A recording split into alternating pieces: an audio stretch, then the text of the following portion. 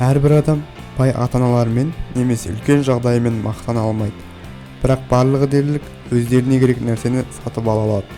Ішіп жүрген тамағын, киімін немесе жол ақысын. Бірақ кейде бұл соншалықты қуанышты бола бермейді. Тіпті кішігірім әуестігімізге де ақшамыз жетпей қалып жатады.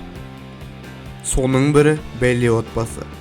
Бұл отбасында жалғыз бала болған соң ата-аналары жағдайы болмаса да ұлын қатардан қалдырмай тәрбиелеп өсіреді.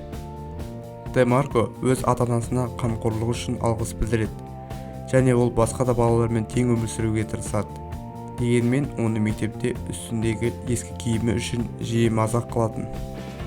Өзінің жақсы көретін әрі сенімді ұстайтын жалғыз сабағы дене шынықтыру сабағы болатын. Демарко ұстазының арқасында футболға қызығып, тіпті екінші курста өзінің жеке командасын жасағысы келеді.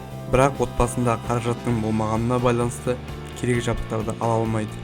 Қазіргі кезде бай ақуатты ата-аналары бар балалар төсектен тұруға ерінеді, әрі гаджеттен арыла алмайды. Бірақ Демарко емес. Әке-шешесі керек жабдықтарды алып бере алмаса да мұңаймайды. Ол бұл жағдайлардан шығудың ерекше жолын табады.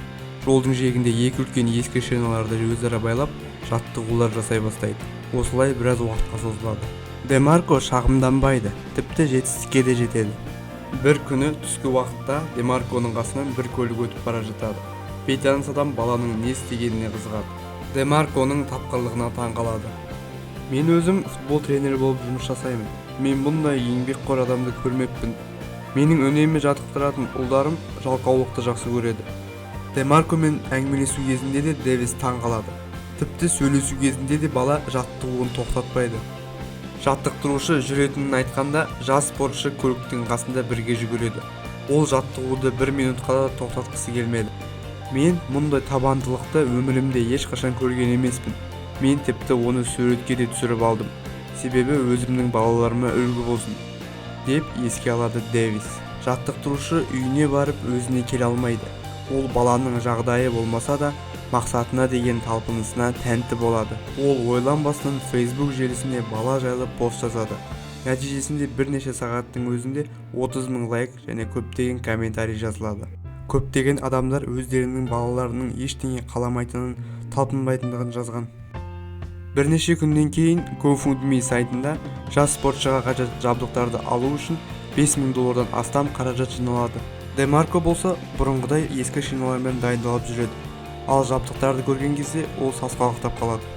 Мен мұндай қымбат сыйлыққа лайық емес едім, деп спортшы жылайды. Бірақ мұнымен сыйлық бітпеген еді. Сыйлықтар Демарконың мекен жайына, тіпті әр елден адамдар сыйлықтар жібере бастады. Оған келген көптеген көмектерді, сыйлықтарды қайырымдылыққа аударады. Менің қамтамасыз ететін ата-анам және көмектесетін достарым бар. Менен де мұқтаж адамдар бар, сол үшін көмектесемін, дейді жас спортшы. Сондықтан біз Демаркоға сәттілік тілейміз, және бірнеше жылдан кейін оны атақты футболистер қатарынан көргіміз келеді. Мұқтаж адамдарға көмектесуді ұмытпаңыздар. Ал сіз Демаркоға сәттілік тілесеңіз, осы видеоға лайк басыңыз, коммент қалдырыңыз және достарыңызбен бөлісуді ұмытпаңыз.